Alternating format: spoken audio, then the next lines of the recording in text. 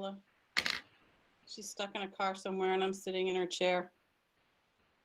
It's a nice chair. Okay, I think we're ready. All right.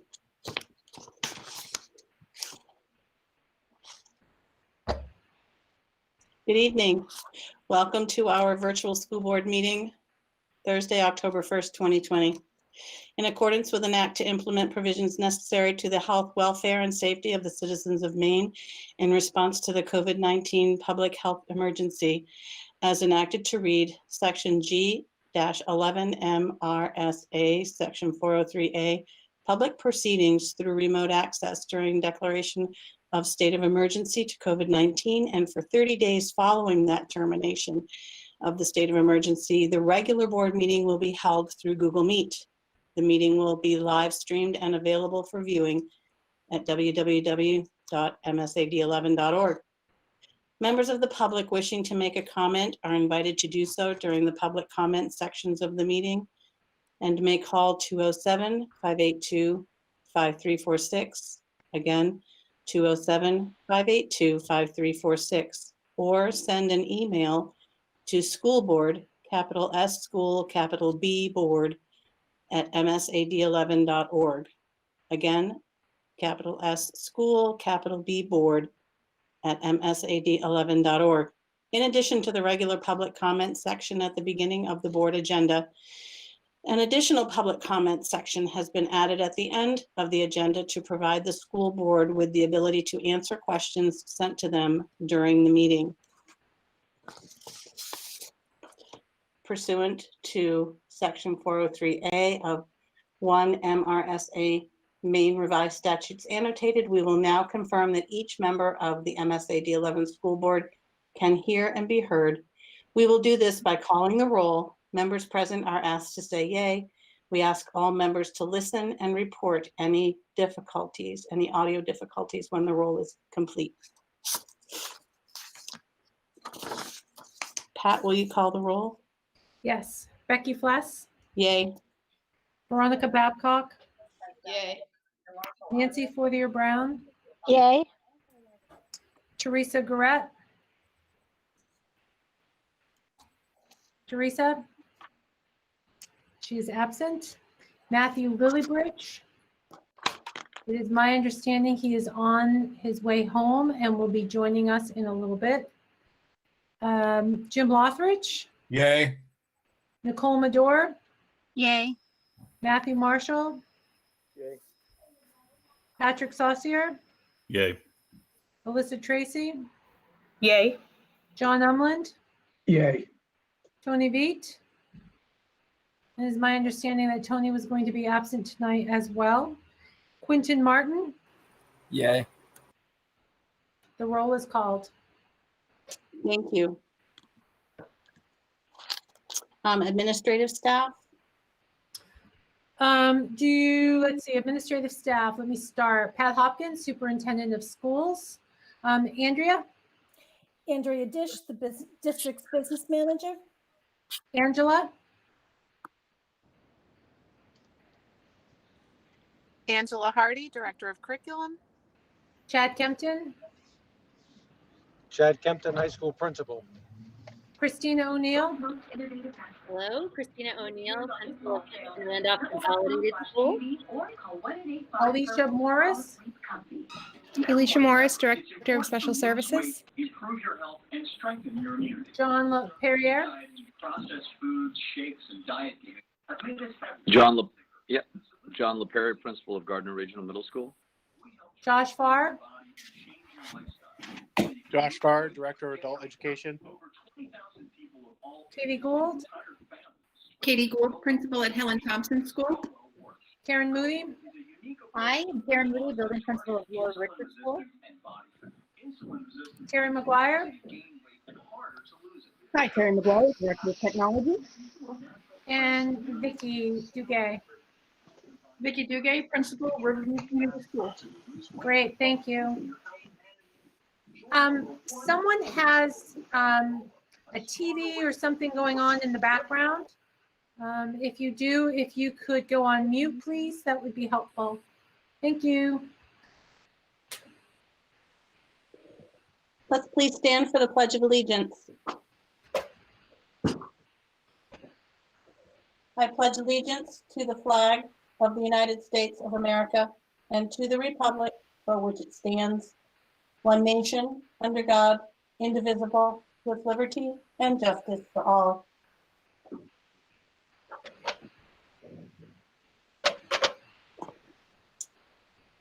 Public comments for items on the agenda. I have not received any public comments.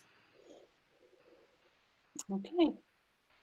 Review and approval of agenda minutes, prioritization of items, and alteration of the established agenda format sequence as needed. We sent out an updated revised agenda yesterday that was posted. Did everyone receive a copy of that, board members? Okay, great, because we'll be working off of that version. The only other additions or changes would really be under just my report. I have down there the Coronavirus Relief Fund, number 2. I'll also be presenting an update on the first round with the board, and then I'll be giving the board an update on the lead school nurse position. That's it. Okay, thank you. Motion to approve the agenda, please. I make a motion to approve the agenda. Motion by Veronica. May I have a second? I'll second it, Matt. Second by Matthew Marshall. Pat, would you call the roll, please? Yes, Becky Fless, Yay. Veronica Babcock, Yay. Nancy Fortier Brown. Yay. Is Matthew Lillybridge with us yet? I don't see him. Jim Lothridge, Yay. Nicole Medor, Yay. Matthew Marshall, Yay. Patrick Saucier, Yay. Alyssa Tracy, Yay. John Umland. Yay. Sorry about that. Quentin Martin. Yay. That's unanimous, Becky. Thank you very much. Approval of minutes of previous meetings, the special board meeting of September 17th, 2020, and the special board meeting, the reentry hearing on September 21st of 2020. Motion to approve. Motion to approve those minutes? Motion by Alyssa, I'll second Second. that. second by Nancy. Pat, would you please call the roll? Yes. Becky Fless, Yay. Veronica Babcock, Yay. Nancy Fortier Brown, Yay. Jim Lothridge, Yay. Nicole Medor, Yay. Matthew Marshall, Yay. Patrick Saucier, Yay. Alyssa Tracy, Yay. John Umland, Yay. Quentin Martin. Yay. That's unanimous. Thank you. Recognitions and celebrations. As written. Yes, there is one. I wanted to make sure that the entire school board was aware of this. Our own Becky Fless has participated through an extensive interview process and has been selected to represent the Northeast region for the National School Board Association. She is going to serve on their board of directors. She is the second person from Maine ever to serve on the National School Board Association. So kudos to Becky. This is really a great recognition of her leadership at the state level, at the local level, and it is really a great benefit for MSAD11 as well. So I didn't want to miss this opportunity to really publicly recognize Becky and to congratulate her. It's really a great honor. And again, it was a rigorous interview process. The fact that she's been selected really does demonstrate her leadership and all that she brings to the state of Maine and to MSAD 11. Thank you, Pat. It's an honor to serve, and I'm really excited. One of the places in our region is the Virgin Islands, It's the Northeast region and the Virgin Islands. And I really think we need to have a regional meeting in the Virgin Islands when and if we can ever travel again. So thank you very much for that. Correspondence. Yes, I just want to announce the resignation that I've accepted from Lucas Saucier, one of our bus drivers. So does that put us down 4 bus drivers? We're down 3 bus drivers. 3 bus drivers. Okay. So Gabe and Charles, they reworked a couple of the bus runs in order to absorb the loss of this position. Are we searching for another? Yeah, we've been advertising for the other 2 all year. No one has applied. I'm hearing the same thing from my colleagues in other school districts. That's true. Yeah, bus drivers are very hard to come by right now. Yep, they are. Okay, thank you. Committee reports. Only policy, it looks like. Well, none. So there's no committee reports. Finance, in which you were chair. We did that really quick meeting, remember? Oh, that's right. Yes. Was it really quick? All right. It was quick. I know, it's all Like good. 45 minutes. Yeah, that's quick. What did we talk about? I don't even have it pulled up. I am so sorry. Andrea, can you help me? Oh, Nicole's got notes. Nicole, would you mind helping? She's the one that was giving us some info. Go ahead, Nicole. Oh, good. Nicole, please refresh my memory. Sure. So we met briefly on September 15th at 5:30. Mhm. That gave us an update of the round 1 of the CRF funding that our district received. And a big part of that conversation was around the money that we were. Oh, She no. froze. She did. You froze, Nicole. You're back. Oh, she's back. Sorry. I don't know where you lost me. The CRF money, the quick update around the CRF money. Yes. So the money that we were expecting to use towards facilities is now we need less than anticipated. So that was it was about $150,000 instead of the $532,000. So that was good.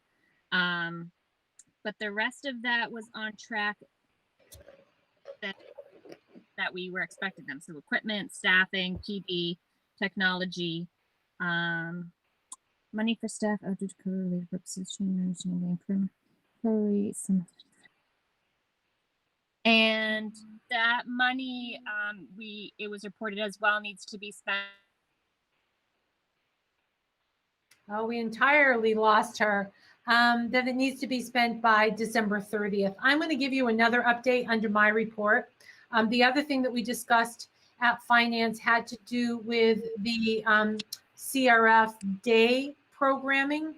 Oh, she's back. And that programming, we have a grant with the Boys and Girls Club.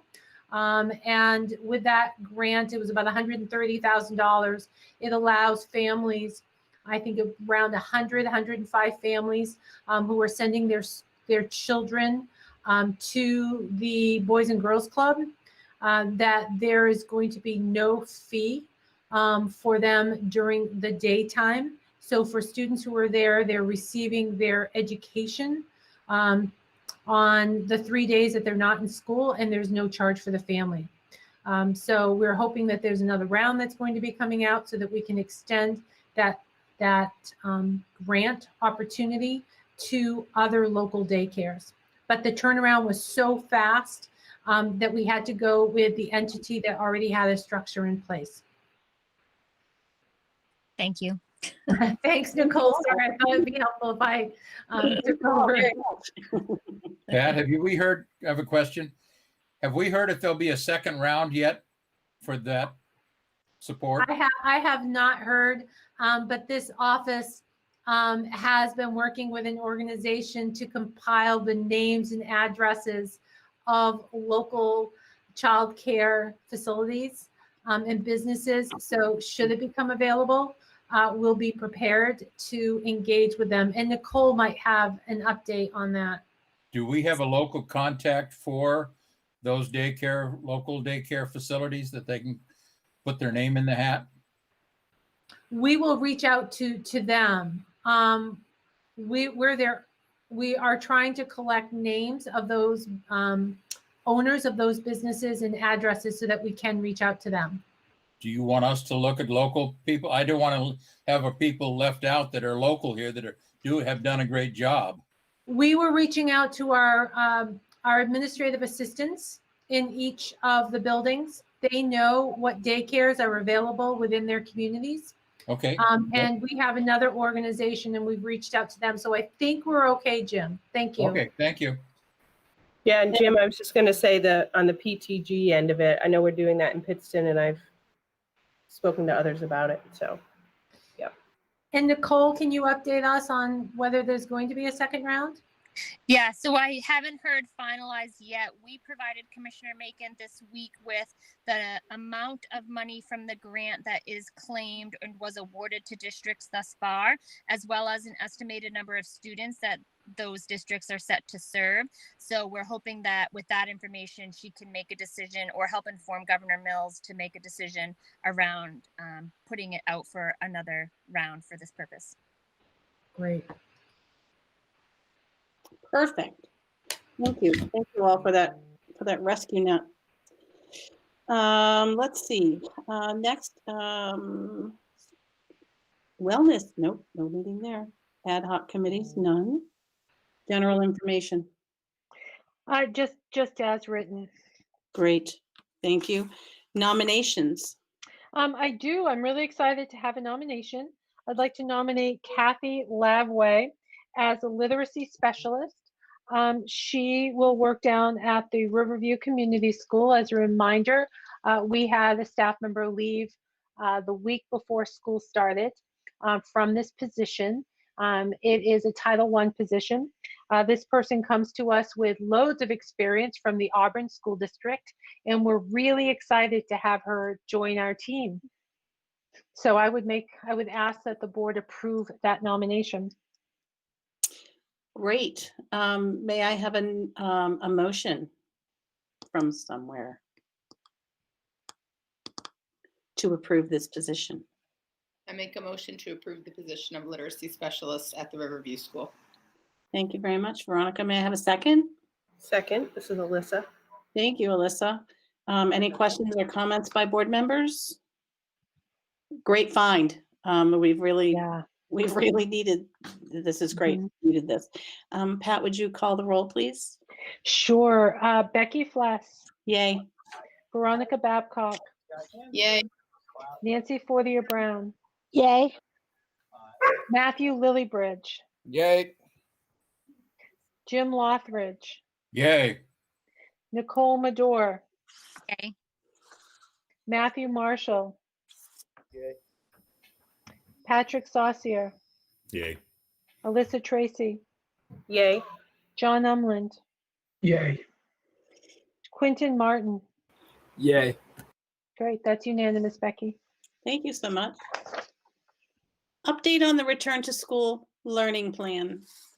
Sure. At the last meeting, we provided you an update on the remote learning that's going on in the district from a high school perspective and an elementary perspective. And we said that we would come back here today and share with you an update on the middle school perspective. So I would turn it over to Angela, who will take over. Hi. Thank you. Sorry. Yes, the middle school remote learning program has been up and running. We have 75 to 80 students enrolled in the program. And tonight we have John LePerrier, the principal, and we have Jeff Tripp, who is the humanities teacher, going to share with you their perspective of how the program is going. Great. So they're both on, so I'm going to go on mute so that they have an opportunity to speak. Great, thank you. Yeah, and Jeff, why don't you go ahead first? Okay, I'd be glad to. I'm going to have to refer to my notes. I take notes all the time these days. The old steel trap's a little rusty, but anyway, as Angela said, we're over 70 kids now. Thanks to her hard work, John's, and I got to mention Sue Oakland too has done a lot of work too to get this up and running. If I had to give us a grade, I would put us in the B range right now. And I have some teacher friends in other districts, and they're struggling just to get their programs up and running right now. So I think we're a little bit ahead of the curve. As I said, 70 plus kids. I see all of them every day. I do the homeroom attendance as well. Make contact with every kid every day, and I can tell you that they're pretty serious about it. Attendance the last 2 weeks. I think John's going to talk about attendance as well, but it has improved greatly the last 2 weeks. Can everybody hear me okay? Can you guys hear me? Good. Attendance has improved the last 2 weeks. We had to track down a few kids in order to do that, but I think we're doing much better in that regard. Also letting them know that this is not the same thing as what we did last spring. You know, there are protocols now. I think they have started to realize that dressing appropriately for class. In the beginning, I had a couple of kids who were still lying in bed under the covers when they would come on camera, and I was like, well, I understand the temptation, but you know, this is just the same as if you were actually in the classroom in the building. So they've come around on that quite a bit. To be on time, those kinds of things, as though they were actually in the building. Got to observe the same rules. Just to create an air of professionalism for them and for me too. I think we have a full staff now for the remote program, by the way. I would say biggest impression for me is overall it's amazing how they form a sense of community even through a remote classroom. You know, it's one of the joys of teaching is getting to know the kids and to see the class's personality as it emerges, and that really has started to happen too. Even though we're all online, I mean, it kind of looks like an in-person class. You know, I mean, the kids are developing relationships. Kids who didn't even know each other have become friends through the virtual classroom. It's been surprising to me. I didn't know that would happen, but it has. Discussions, exchanges of ideas. Sometimes the kids disagree. You know, it's almost like being there, and it is in a sense. See what else I have jotted down. Drawbacks. You know, again, I think John LePerriere is going to talk about attendance, but it was spotty at first, but is improving. I can't do the hands-on stuff. You know, going to a kid's desk to workshop a writing assignment or something like that. But then again, I wouldn't be able to do that if I were in the building anyway, I suppose. Also, you know, the inability to use a room, and teachers know that you can use the room to your advantage by moving around the room and that sort of thing. But once again, those are things I wouldn't be doing anyway back at the school. Kids don't like to be on camera. A lot of them don't. You know, at times I've had most of the class not on camera, and I have to sort of, I don't browbeat them necessarily, but encourage them to turn their cameras on. And I understand the shyness and all that, but we're making some progress in that area too. Because it's good for me to see, again, as you know, as a teacher, you can tell who's engaged and who's not, and all that sort of thing. Moving forward. I think a lot of it depends on the technology. Google's got some updates coming up, I think, and Terry can probably talk about this better than I can, but the ability to have breakout groups, because I've always, you know, I've been using group work for the last few years quite a lot, and I want to be able to continue that. So I'm looking forward to Google Classroom having breakout groups. I just heard of a program called Moat, whereby I can record a voiceover as I'm reading through a kid's paper, or not a paper, but a document online. That'll come in handy too. I've never had a totally paperless classroom, which is really what I have right now. I've been one of those who, you know, I've been marking on essays for the last 30 years. So to make that change has been a little difficult. But I know that there are programs coming that will help with those kinds of things. And And any other, technology that comes up, that'll be the test, is for teachers to try to keep up with it, I think, at some point. But the kids are nice. They'll probably be nice enough to help us out with that. They're generally pretty, they adapt that quickly. They're tech savvy, as we all know. So, but that's about it. I think it's going well. I really do. Surprisingly so for me. I thought it would be a slow process, but it's all happened pretty quickly. So I feel very positive about it.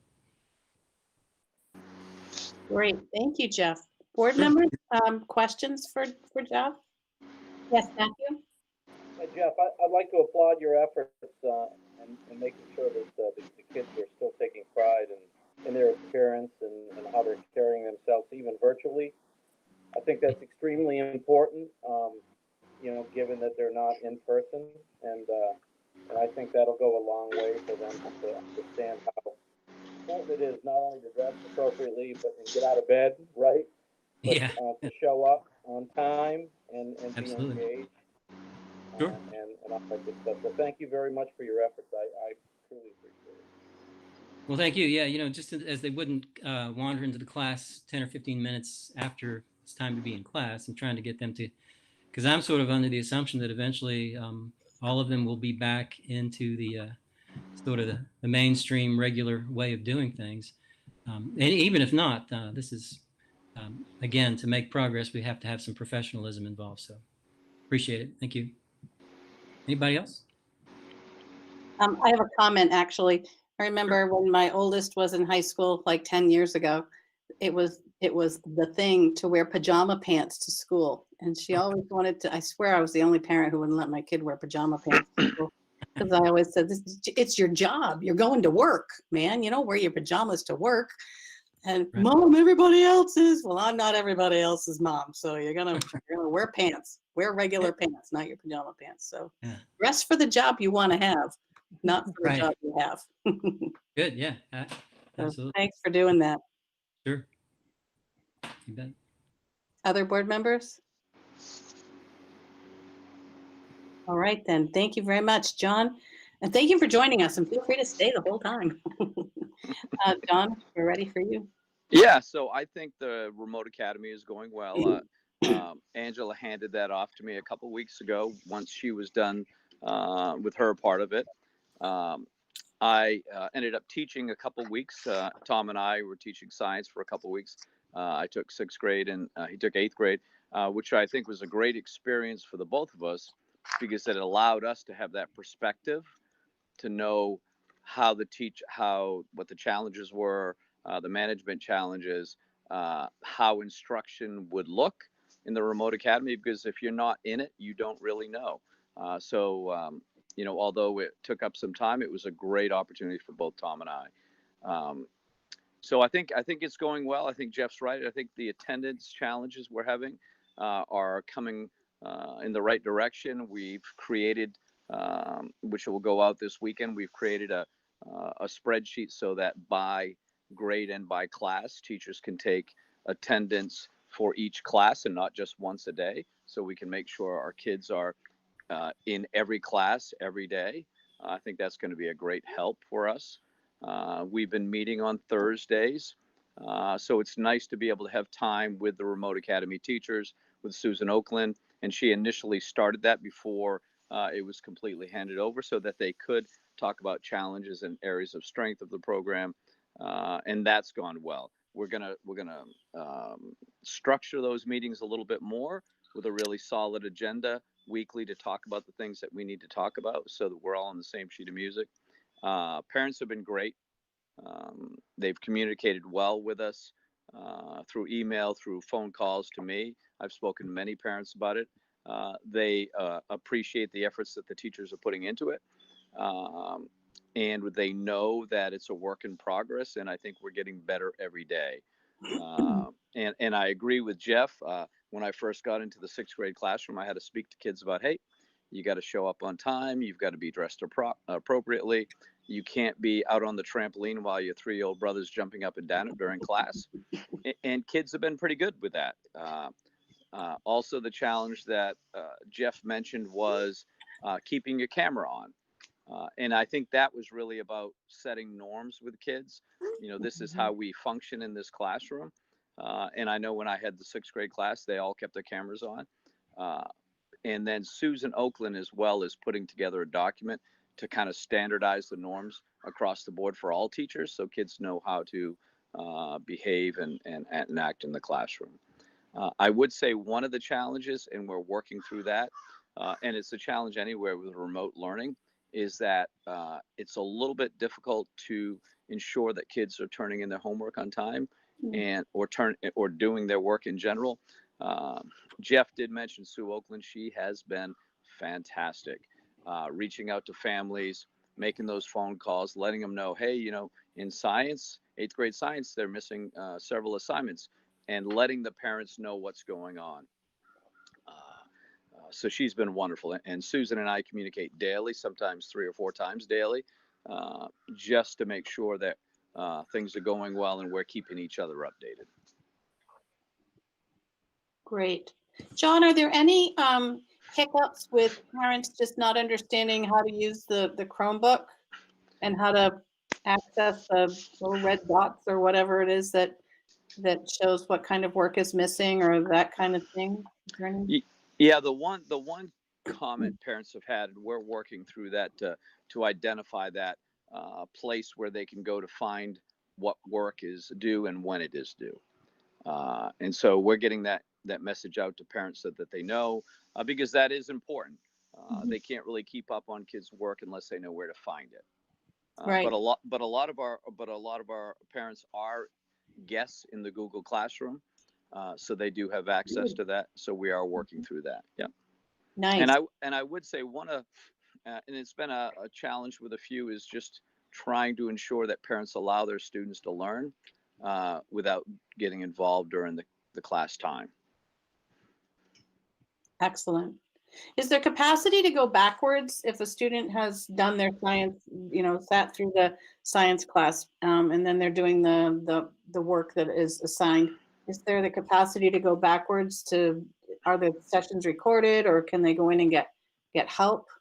No, these are live sessions, but what we are doing, we're currently putting in place, and we're really looking at the time between 2:30 and 3:30 every day, because I have staff availability at that time to support.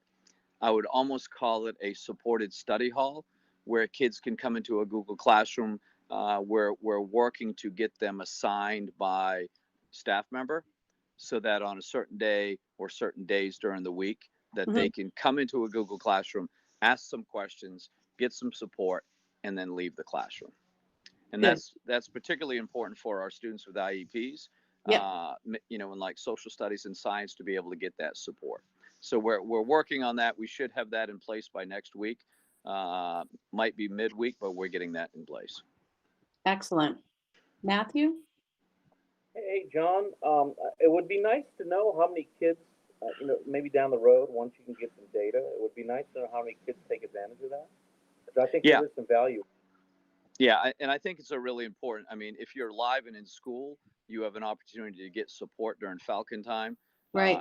And so I think this is a great opportunity. I did want to mention that we took our NWA testing Wednesday. And I think Angela found me to be a little bit humorous when I sent her a text at 7:30 that said, perfect weather for remote NWAs. And we, Pittston had lost power. Part of Randolph had lost power. Other areas have. We tested almost half of the kids actually got through and were able to test. I had some in the school building. So the plan for that is on Wednesday, we have the ELA NWA. And then those that weren't able to take the math, we're going to have them take that day as well. When we're back in school, when we're in school and it's a normal day, I'm not a big, and everybody will tell you, they probably know, I'm not a big fan of study halls. But in this environment, I think it's actually pretty critical. Well, and I'd say, Matt, the kind of study halls that I'm in favor of is a supported study hall. Right. Where it's just not kids sitting there trying to do their work by themselves, where you have staff, ed techs, teachers in there, helping kids out. And in this environment, it's a little tough because you really can't pull in that small group that you would like to. but you certainly can support them from, within the classroom. I'm a fan of the guided study hall as well, when we're studying actually happens. Where our kiddos who participate in after-school programs, be it drama, theater, or whatever, athletics, where they get all their homework done so that they don't have to think about it at the end of so that they're not doing homework at 9 o'clock at night when they've been up at 6 o'clock in the morning or earlier. So when we get back in school, Matt, that'll be the thing. Yes, Jim? Yeah. Well, we'll talk about that. Probably for this meeting, but I really appreciate what John and Jeff have done for us. I think it's great. I would like to get a feel for how cohort D is doing and what we're doing with that. So, and I know we haven't talked about it very much in our past meetings, but maybe in the future we could get an update on how that's working out. Mm-hmm. Yeah, that's all. Thank you. Great. Thank you, Jim. Other board members, questions or comments for John and Jeff? Okay. Well, then we'll move along. Thank you. Thank you both very much. And Jeff, while Becky invited you to stay, don't feel like you have to. You're welcome to go if you wish. Oh, thanks. I'll hang out for a bit. No guilt implied. Okay, thank you. We always say that when we're in the boardroom. Oh, you all don't need to go home, or you can stay. What else would you do? This is my first board meeting since I was hired at Mount Ararat about 14 years ago. So interesting. Well, I hope we measure up. Main school management, the new business. Becky, Yes. we were not done with the other item. There's a Technology section, capacity technology. I don't even Correct. know about that. Yeah, I added technology under this update because we are having some difficulties in terms of capacity with the network at the high school that's causing some buffering. And I just thought it would be helpful to inform the board of some of those challenges so you are aware. So I'm not sure, Terry, can you just provide a brief update on what some of the current challenges are and maybe the plan to remedy those issues? Sure. We've heard a lot from the high school that they're getting a lot of freezing of both audio and video when they're teaching, especially the kids afar can't see them, can't hear them. And so we've done some troubleshooting, and we have found that when teachers' laptops are plugged into the Ethernet wire, it's a lot better. And so what we're proposing to do is to actually go ahead and wire our buildings with the CRF money. And when I say wire the buildings, I'm hoping that we wire all the school buildings, because we need to be prepared to be able to do remote learning with all teachers.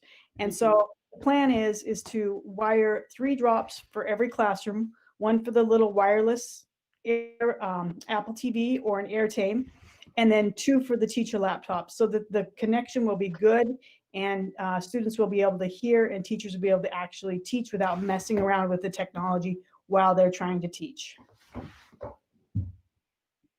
Interesting. Go ahead, Matt. Terry, it's not a bandwidth issue, leaving the high school? It's not a bandwidth issue. It's the network capacity. It's the video. Yeah, okay, yeah. Are you gonna wire it with Cat 5 or 6? 6. 6, okay. What's the difference in price? It's about 1/3 more expensive with Cat 6 than Cat 5. Yeah, but you gotta do it. We do. It's not moving forward if we don't. Right. Some of our wiring in the school is still just the Cat 5, not even Cat 5E. We haven't wired for years. Right. Okay. Well, thank you. Question. Yes, Jim. Terry, will we be able to get this done how soon can we get this done with all the schools? Do you have any estimate? I do. I've found a company that's local that is willing to do the wiring. They're willing to do the wiring on the weekends, on Wednesdays when no one's in the building, and after the school day. And they said they'll be able to have it all done before December. Super. That's great. Thank you. Thanks for all your work too. Yeah. It's been fun, actually. And this is CRF. We can use CRF monies for this. That's great. Awesome. Other board members? Okay, well, the technology question always scares me to death because I keep thinking, oh, we're going to get squeezed out. There's so much happening. So thank you so much for figuring this out and being on top of it. Appreciate it. Okay, next. New business.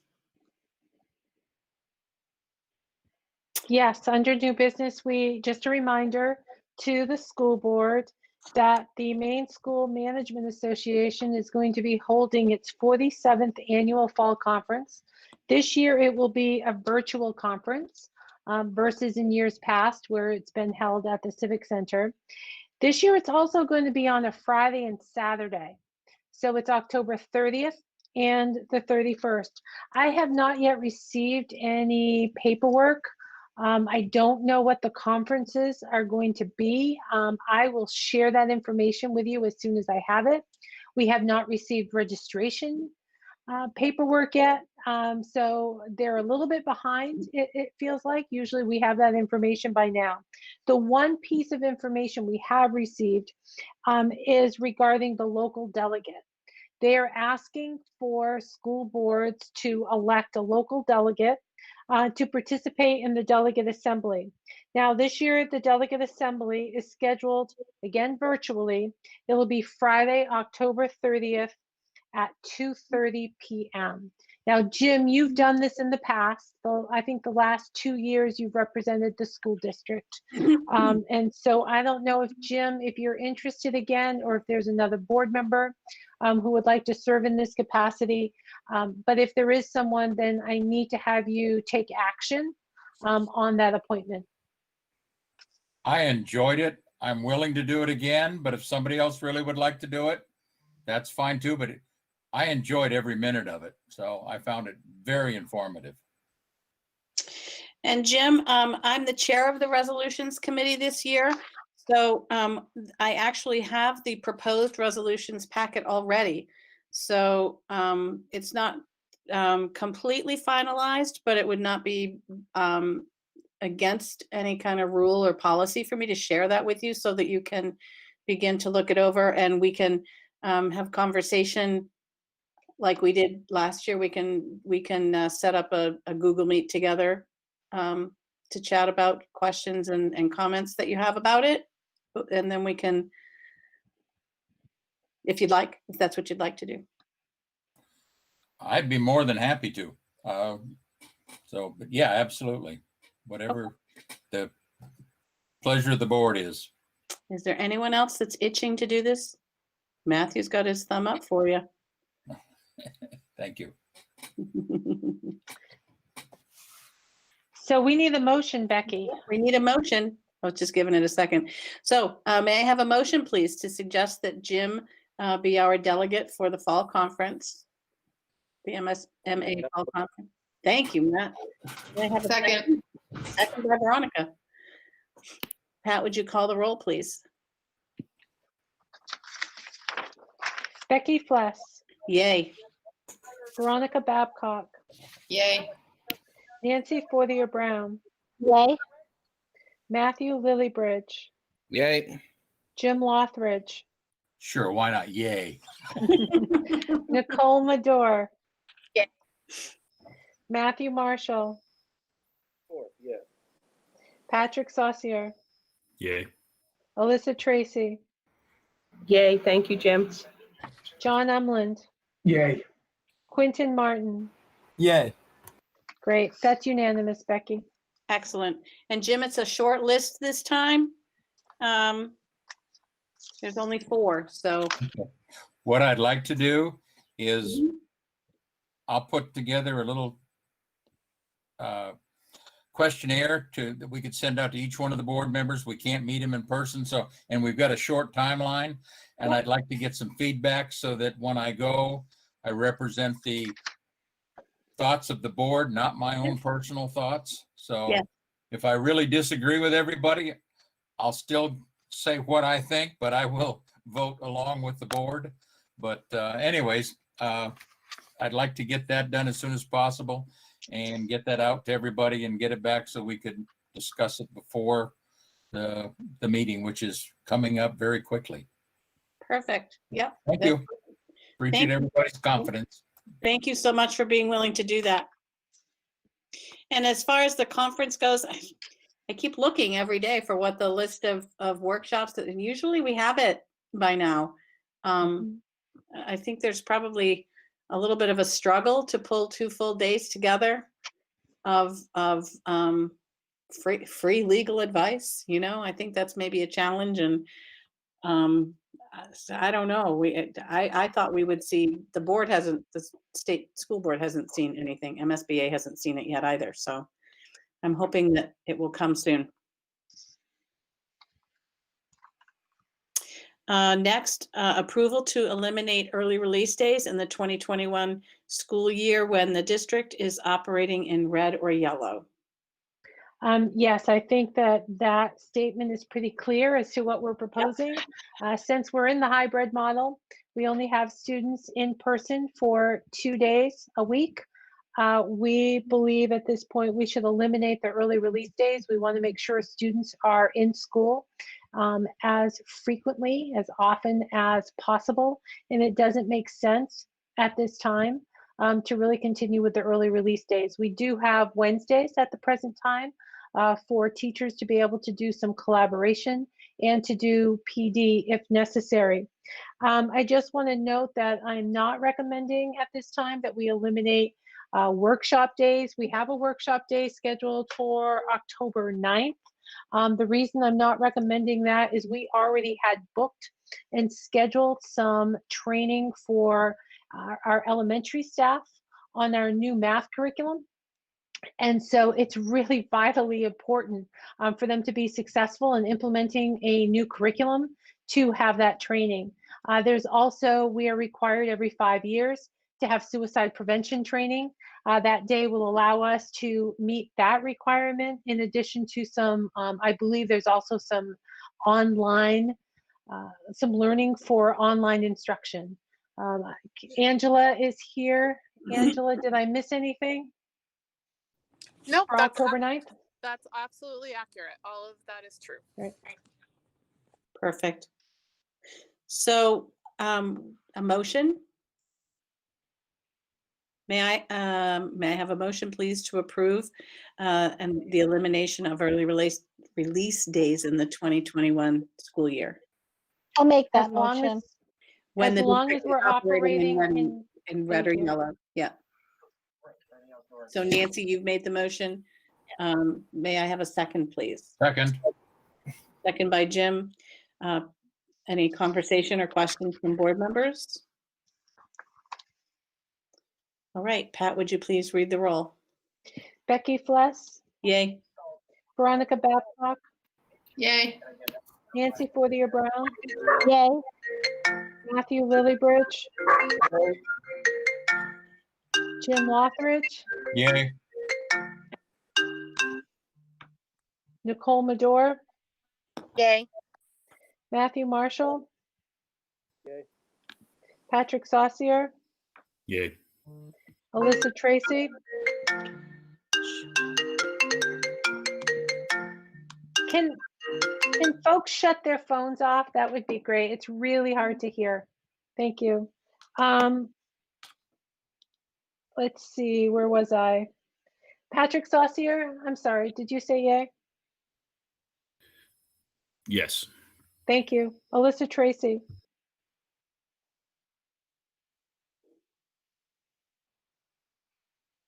Alyssa?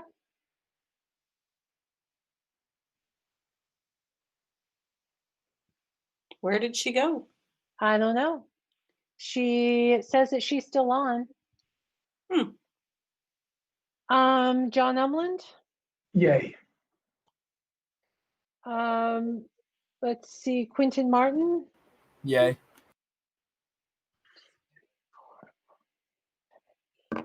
So Alyssa Tracy, are you back? I can't see her anymore. Yeah, I don't know. We still have the majority of the board. There's a quorum, even without her voting. So we are good with that Okay. change. That's been approved. Okay. Great, thank you. Approve the adoption of the summer school feeding program. Sure. I mentioned to you, I think it was at the last meeting, or maybe it was even the previous meeting, that the waiver went into place for school districts to be able to feed every single student without a fee, regardless of what their income is. That is referred to as the summer school feeding program. It came to my attention just last week that school boards were being asked to approve participation in that particular program. So I'm here to officially request that the board approve our participation in the summer school feeding program. I'll make that motion to approve that. Well, there's Alyssa. I'll second. I'll second it. Great. I'm sorry, I think. Second by Matthew. Thank you. I have a question. Yes. Pat, does it have to, this approval or request have to be made retroactive to when we started, or is it, is it good if we just do it from today forward? I am just saying approve the adoption of, and I haven't set a date. Okay. It is my intent that it would be retro to the beginning of the school year. Very good. Thank you. You're welcome. Good question. All right. Ready for me to call the roll? I'm ready. Becky Fless, Yay. Veronica Babcock, Yay. Nancy Fortier-Brown, Yay. Matthew Lillybridge, Yay. Jim Lothridge, Yay. Nicole Madore, Yay. Matthew Marshall, Yay. Patrick Saucier, Yay. Alyssa Tracy, Yay. John Umland, Yay. Quentin Martin. Yay. Great, that's unanimous, Becky. Great, thank you very much. Next on the agenda is the consideration to increase the daily rate for the COVID 4-day per week substitutes. Yes, I am going to pull up a proposal on the screen for you to look at. We are beginning to see, we're having challenges in hiring substitutes. It's the same problem that a lot of area school districts are having. And we are learning that there are some area school districts that have actually designated money specific for COVID substitutes. And so I'm going to turn this over to Angela, who has been doing some research and who has been talking to some of our substitutes. And we want to discuss the possibility of modifying how much we pay for a daily rate for COVID specific substitutes between now and December 30th, so that we could use the CRF funds. Angela? Hi, team. I'm sorry I can't show my camera right now, but trust me, I'm here. We currently pay our substitutes $90 a day, and $45 if it's a half day. And then we have different rates if we have someone out for a teacher out for an extended period of time. We have rates for those folks that are per diem, whether dependent upon whether the person coming in is certified or uncertified to hold that long-term substitute position. So historically, those are our three kind of rates. What we're finding is that with the support of COVID funds and with the demand for substitutes and the flexibility more now than ever that we've needed for our substitute staff, that we're challenged to secure substitutes, and then some that we have who are really dedicated to MSAD11 and are fantastic. They did reach out to a principal or two and me, just mentioning that they've been called by other districts because they are valuable substitutes, and have been told that they'll be paid between $120 and $150 a day, and we're paying $90 a day. So there does seem to be a demand, and I recognize that, you know, competition and comparable pay play a role in this situation we're all in. So one of the things we're suggesting is to maintain the $90 a day rate for someone who's just on call, someone who's like, you know, I want to sub at my convenience, and we want to support that and continue that practice. But then we also are trying really hard to have at least one substitute in each building, 2 at the high school and middle school, but they're not all filled for sure, who are willing to show up 4 days a week and just be assigned wherever, whenever that day. And that way we're not reliant on the phone call system that takes us quite a while to secure someone sometimes. So we can feel guaranteed that as our absences are increasing with staff, we know at least the first few are going to be covered for the first one. And it gives the principal a little bit more flexibility. The other benefit to that is that we are allowing some teachers to remote teach. And so we could train this substitute who would be constant to actually use the technology that we have to enable that teacher to teach remotely and to support the students as they are in that classroom. That's going to be something that's going to be much harder to offer to substitutes who are randomly on call. And so that is why we're suggesting this other pay scale of 120, and it does compare to some of the rates that the other districts are offering through December 30th.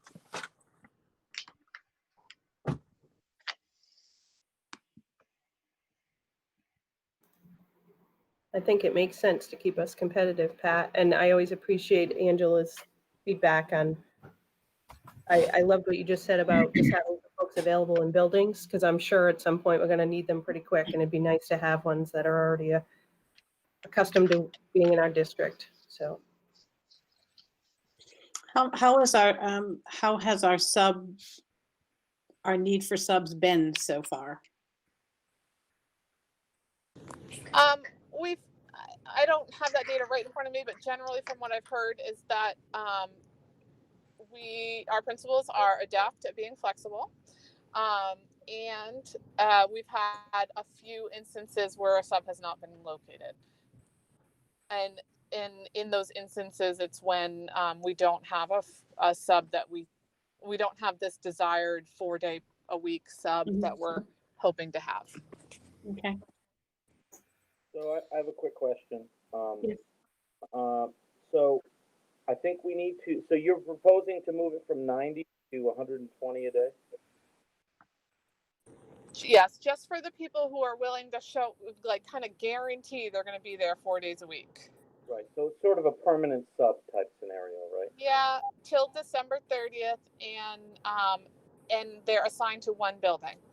Right, so I get that the money is going, we kind of have to spend that money, I get that, but I think we need to be very careful that we look at what we're paying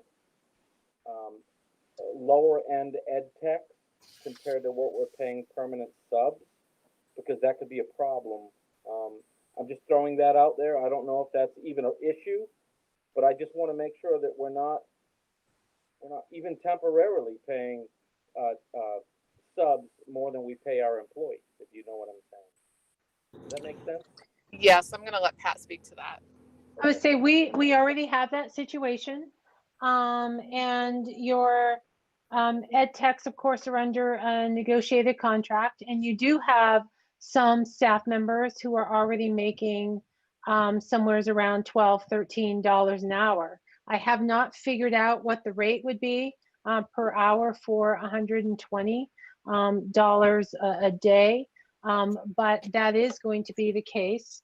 And remember that the board has already determined that we're going to pay $15 an hour for staff members who who are going to support some of the work that needs to be done on Wednesdays to clean the facilities or support the distribution of food service. And that $15 an hour is already greater than the staff who work in the food service department in many cases. So we already have that scenario. It's already occurring at the present time. And I just don't think that there's any way around it. We need to secure these positions, and we need to make sure that we are competitive with some of the other area schools. As you could see, there are 2 schools that are actually paying $187 a day. So which we're not even suggesting we go close to that. We think if we're at 120, we will be able to secure those individuals who are committed to MSAD11 and will be willing to stay for a period of time. So I hear your concern. I don't know any other solution around it, Matt. I have a question when you're done. Yes, Jim. Okay. Will the subs be reporting every day to the school and then be assigned as needed so that they will be on site at whatever school they're assigned to 4 days out of the week? Is that the plan? Yes, that is exactly that is the plan. I have seen that and talked to other people in other areas that do that, and it works out really well.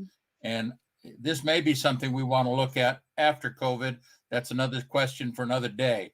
But today, I would also like to consider having substituted at the middle school in Gardner before I got on the board.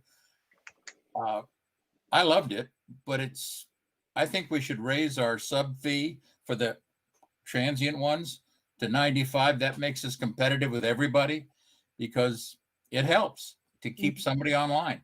That may not be a question for today, but I think it ought to be something we should be looking at. I don't think it's a question for today, but we certainly can look at that. I think that should be an item that we would put on the agenda. I do want to note in the chat box, Nancy's comment, which I forgot to include. So thank you, Nancy. Remember that the long-term subs do not receive benefits, whereas our staff, they do receive health insurance benefits. So there is a difference there. She's absolutely right.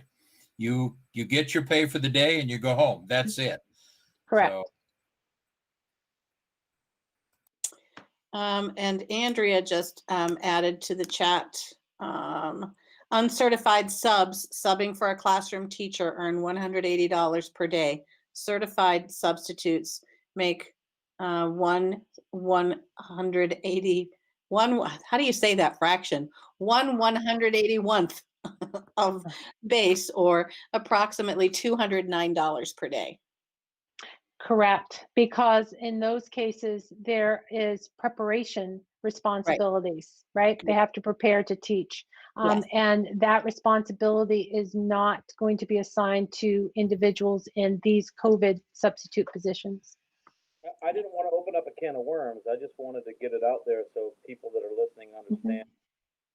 The dialogue is great, but I want to make sure people understood so they, figure it out amongst, on their own. Right. No can of worms at all, Matt. And honestly, we need to, this is good conversation. And as much as our community members, constituents, and parents understand the way the money gets spent, the better. It's just really important for people to understand the big picture, the small picture, the long-term plan, and the short-term plan, especially as we're navigating with all these different dollars that we have to spend and spend the right way. So a good question, no worms at all. It's perfect. So thank you for that. Okay, so we need to need a motion to increase the daily rate for the COVID-19 4-day per week substitutes through December 30th of 2020, please. I'll make the motion. Thank you, Alyssa. I'll second that. Thank you, Nancy. Any further conversation or questions or thoughts? Okay, Pat, would you please call the roll? Yes, Becky Fless. Yay. Veronica Babcock. Yay. Nancy Fortier-Brown, Yay. Matthew Lillybridge, Yay. Jim Lothridge, Yay. Nicole Madore, Yay. Matthew Marshall, Yay. Patrick Saucier, Yay. Alyssa Tracy, Yay. John Umland, Yay. Quentin Martin. Yay. Great. That's unanimous. Great, thank you so much. Next, board chairs report, the turf field permit. I had a phone call from Christian Hebert about 2 weeks ago-ish, where he told me that the permit had been submitted and provisionally we are permitted. There is what he called a soft history, a discrete history, a discrete history that needs to be created before we have our full permit. The discrete history has to sort of account for all the projects that were done since the 70s that weren't permitted until this particular time. He assured me that wouldn't be a difficult thing to do, although he's not doing that. So it's something I think that he indicated that maybe Chad was going to do. I suggested that that Chad and Gabe ought to do that, since Gabe is our facilities person. So I'm hoping that's happening. The turf committee will meet again together as soon as Gabe has had a chance to read the report or read the permit and to cost out the project. We're not sure exactly where we are as far as how much money we need to raise. We have the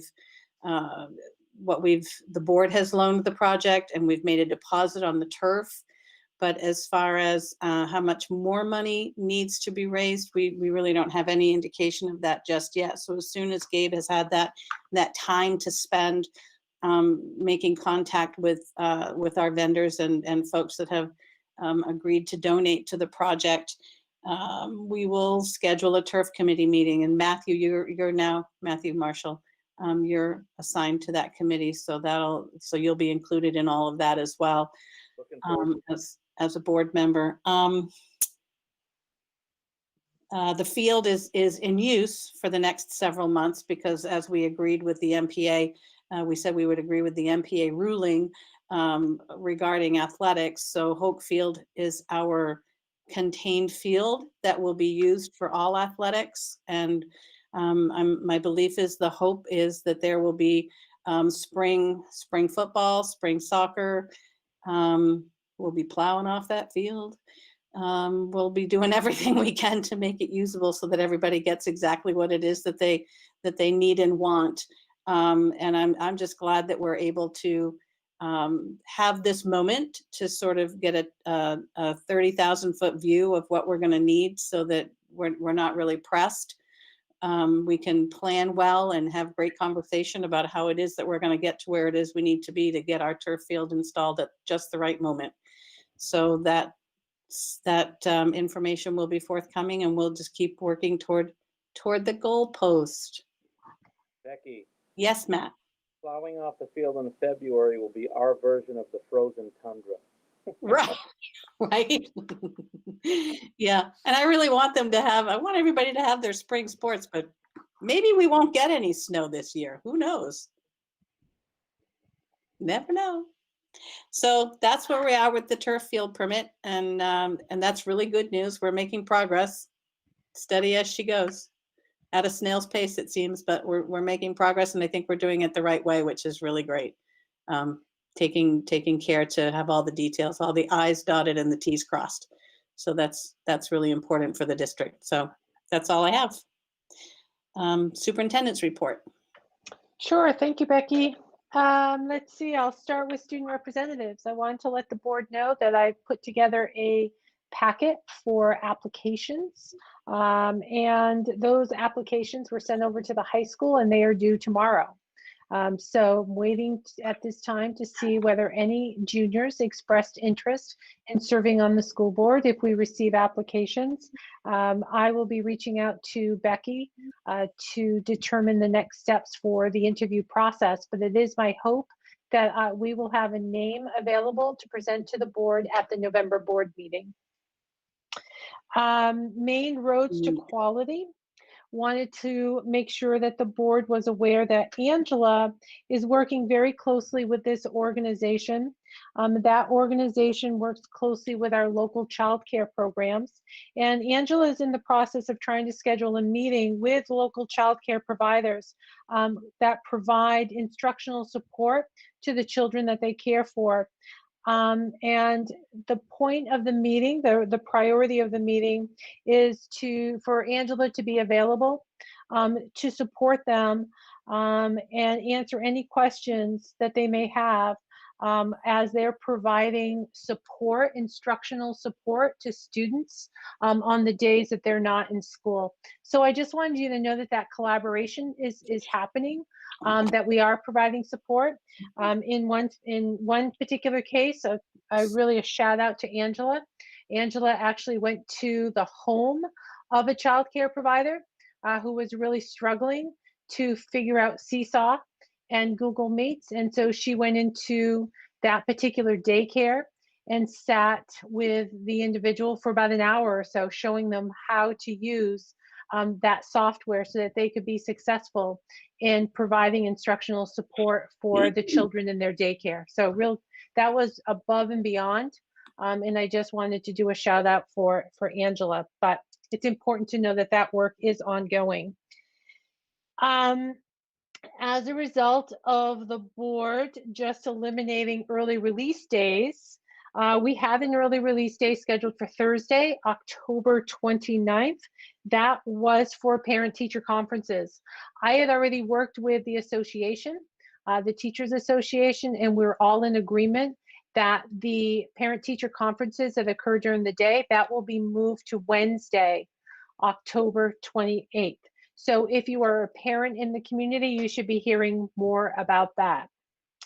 Snow days, we have heard from the Department of Education, and thanks to the summer school feeding program waiver, what you just approved for this year, we will be able to, on snow days, shift to remote learning days. So we'll be able to call them remote learning days because we will be able to provide meals. I'm not sure if in the future we'll be able to do that because the federal government really does require that we provide meals on instructional days. But this year, snow days can be remote days, providing we have electricity. So, I mean, given what happened yesterday, right? So we'll just have to kind of manage that. And as long as the majority of our students and our staff have electricity, we'll be able to make that shift this coming year. I want to give you an update on the coronavirus funding for the first grant. As Nicole shared, I provided an update to the Finance Committee on the 15th, but some additional changes occurred. I had to update our budget this past week. I had to submit a new update on, I think it was the 28th of September. And I just want to kind of update you as to what that final budget looked like. I received approval last night for the proposal. The total is still $1,623,236.10. That has not changed, but we've kind of moved the money around a bit. One, facilities. Facilities was just a bit over $567,000, and we put in there desks, water bottle stations. We've had to rent the storage units that we've talked to you about, the ventilation that we had to install for the new isolation rooms. And we learned that some schools were getting approval for this O2 Prime system. And that is a filtration system that you add to your HVAC that really captures more of the germs and the microbes. And so I put in there the installation of that program for LER Riverview, Pittston, Randolph, and the central office, because that's all we could afford in this particular budget, and that was approved. I put in for materials and supplies, 51,600, and that's for classroom supplies, PPE, all of that. For equipment for food service, just a shy of 11,000, and that had to do with the warming trays, or the warming cabinets rather. For additional staff hours, put in $300,000. A lot of that had to do with remote learning staff that we've had to hire, our nurse that we've had to hire. Again, this is all through December 30th. And then our substitutes and the additional cleaning would come out of that. We have professional development at 11,000, and technology. Technology we increased. I mean, you just heard from Terry, and she was sharing with you some of the challenges that we're having. So our initial budget did not include the hard wiring that she just talked to you about, or having to hire a company to help us install that wiring. So after we added those costs and some additional hardware of some additional laptops and some whiteboards, the technology budget came in of just a bit over $682,000, a lot of money. So that is number one. So we are working on invoicing the Department of Education at this point for the expenses that we've already incurred. When I say we, I actually mean Andrea and her office staff. They've been working on this. So kudos to them. It's a lot of work. You have to provide a lot of documentation and justification as to why it is COVID related. You can't just submit a bill. There's a lot of work that has to go in behind the scenes. We've also just learned that there is now going to be CRF, a second round of CRF money called CRF 2. And for that fund, we have been notified that we're eligible to receive just a bit over $1.7 million. Again, that money has to be spent though by December 30th. So that's a lot of money. One thing that we're talking about is to do the O2 prime for the middle school, the high school, and Helen Thompson. We couldn't afford to do that in round one, so possibly do that in round two. We are also looking at a phone system. I mean, we talked to all of you about the need for a phone system. And because our phone system is so antiquated, it's been here for so long, should we shut down, we're not able to transfer and access any of our messages. We can't transfer those messages. People have to physically be here. So there is a chance that we could have our phone upgraded. So we're also, we're looking at that. And then we're also looking at some other additional costs that we may need in the classroom for teachers and for students should we move to remote. Andrea and I are going to have a meeting on Monday, participate in the meeting to learn a little bit more about that. And that application is due on October 15th. Matt? I'm sorry, Pat. Can you use any of that money for more IT stuff? We could, if we need more IT stuff, yes.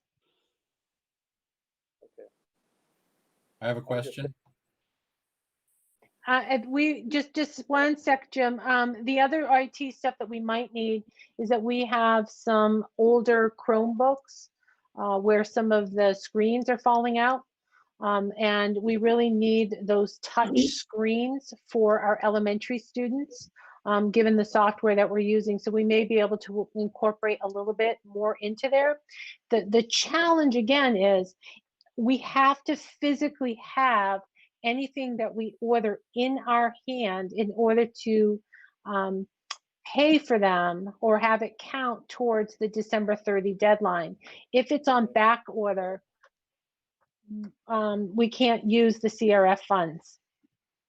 Yeah, So exactly to your point, Pat, I was thinking exactly that about more Chromebooks, but I was maybe Terry could even speak to this. I was thinking even beyond that, when you talk about our network within the high school and some of the other schools, if you want to go absolutely so far to the right and go even beyond Cat 6 and start talking about fiber, I don't know that's expensive, but it's a way of the world these days.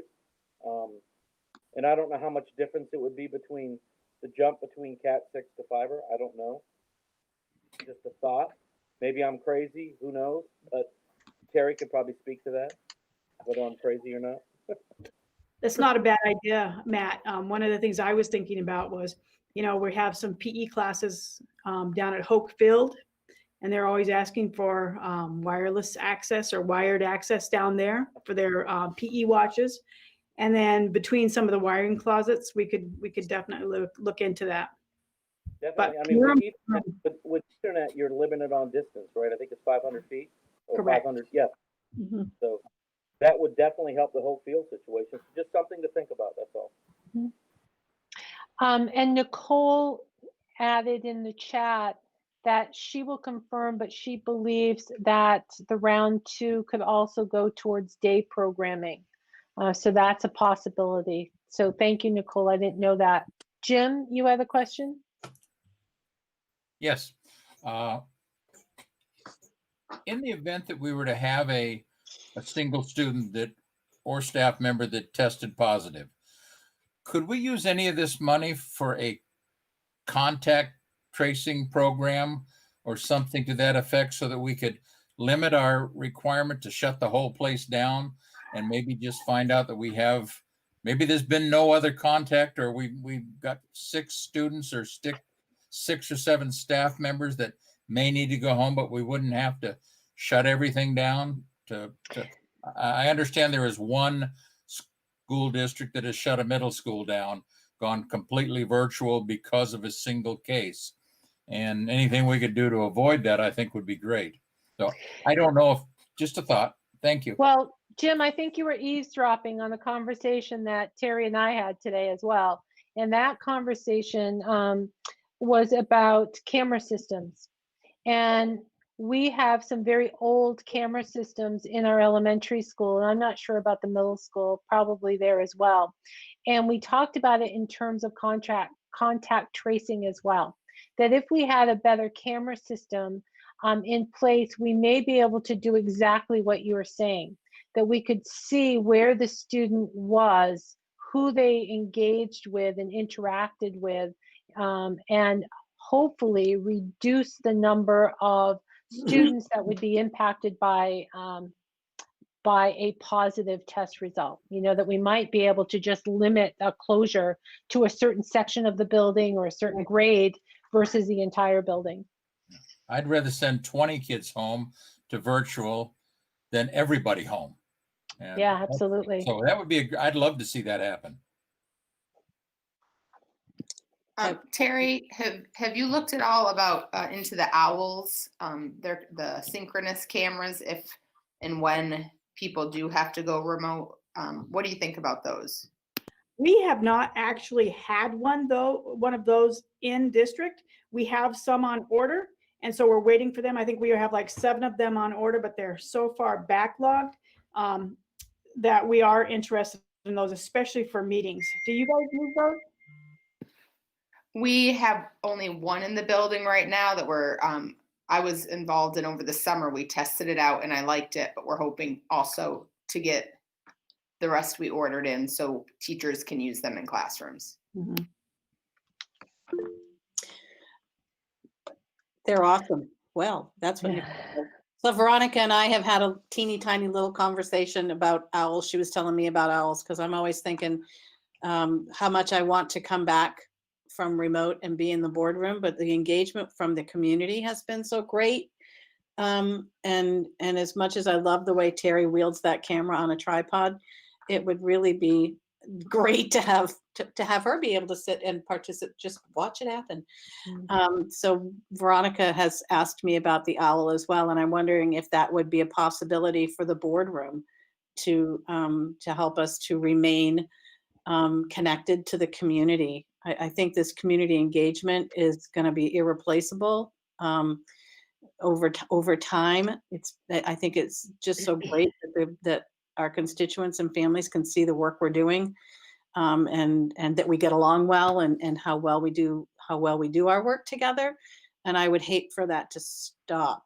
So anyway, but it's important for us to eventually get back to the boardroom. So maybe an owl would be a solution for the boardroom as well. Just as a reminder, right now the boardroom is too small, that we Yes. could not, we But couldn't. eventually when we can. I'm thinking futuristically for when we can. And Jim, an owl is a camera that moves like an owl. You know how an owl can spin its head around. So my understanding is it follows the sound, and it goes where it needs to go. So it might get dizzy because sometimes we interrupt each other in the excitement of the conversation, but we would learn. We're a teachable group. So that's what an owl is. So that could be, futuristically speaking, something that we could try for the boardroom just to remain connected. Great. My next update then, just 3 more things. One, I wanted to notify the board that I have canceled the high school trip to Washington, D.C. for the presidential inauguration. If you remember, we brought that to the board, last spring, I believe it was, maybe last winter. We had 8 students and a staff member going to DC. I know Chad and I have spoken about it. We've discussed it, and I spoke with the person, Amber Dosty, who was going to lead it. And just given the current situation, the safety guidelines that we have to follow, we didn't feel like it was safe for students to attend. Unfortunately, those students or their families will lose the $213 that they paid for in insurance for the trip, but other than that, they will be reimbursed. And then next month, probably we will bring to the board a conversation about the trip that's supposed to occur in April to Japan, and the other trip to Italy and in Greece. So we'll have to have a conversation about that. Next update, the COVID lead nurse. I mentioned at the last board meeting that I was looking to hire a COVID lead nurse. That was a recommendation from Denise Osgood, who was our pandemic response coordinator. Thought it was a good one. And I have appointed Kristen Martin to that position. And it is going to be a $1,950 stipend. I had spoken to Becky, and we're going to, we've used the teacher's contract as a guide, and there is in that contract a similar district-like position. So we're just going to use the same stipend as we have for the other district position. So I'm excited to be working with Kristen. She and I are presently developing a job description just to make sure that we're really clear as to what that responsibility will include. The last update that I have is on student enrollment. This will be probably my last monthly update, but today is October 1st. And for those of you who have been on the board, you know October 1st is a really important date for us in terms of our subsidy for the state. And so currently our enrollment is 1,929. That is down 73 students from this time last year. And we are down 11 students since the start of the school year. Although the bright spot was LER, they had an increase this month of 5. Wanted to let you know that homeschool, we have 141 students being homeschooled. And of that 141, 64 of them are first-time homeschoolers. That is up from 93 students that we had in 2019, 2020. Our 100% remote learners were up to 284. Our superintendent's agreements, we have 40 students who are coming in from other districts, and we have 25 going out. Private schools, we presently have 28 students in private schools. In 2019, 2020, that was 42. So I'm not sure if it's really down or we just haven't received all of that information yet. Sometimes it takes a while for us to receive all of the necessary information from those private schools. And then tuition students. We do accept tuition students from like RSU 12. And our number this year, we're up 27. And that is up from 25 in 2019 and 2020. And that is my report. Do any of those homeschool or decreasing numbers, do they concern you? Yeah, absolutely. It concerns me, especially when it comes to our subsidy. We don't yet know whether there will be a adjustment through the legislature, and they will allow us to use our October 1st, 2019 data. If they don't and they use this data, we're talking potentially a $400,000 reduction in our subsidy right off the bat. And we are expecting that there will be curtailments, not for this school year, but there will be reduction in our subsidy for next year and the following year. We should be planning on it for the next 2 years. So to take a hit with our student enrollment, as well as taking an overall hit in our subsidy, it's going to be difficult for us to absorb that kind of loss. Yeah. Makes budgeting very scary. It does. All right, questions or comments from board members about this? All righty. I have received an email from Martha saying that we have not received any phone calls nor any emails during our meeting. So that's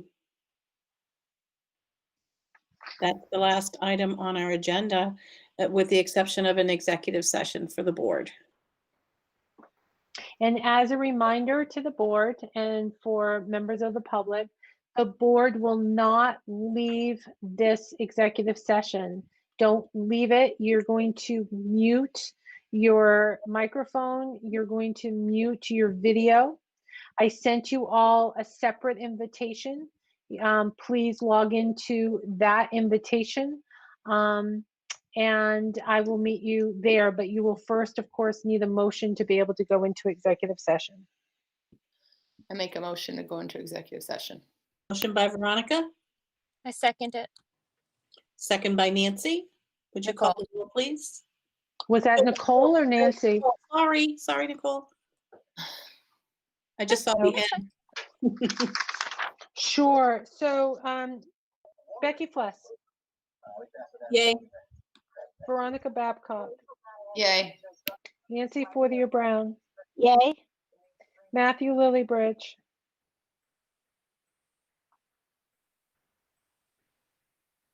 Matthew Lillybridge. Sorry, was on mute. Yay. Jim Lothridge. Yay. Nicole Major. Yay. Matthew Marshall. Yay. Patrick Saucier. Yay. Alyssa Tracy. Yay. John Umland. Yay. That's unanimous.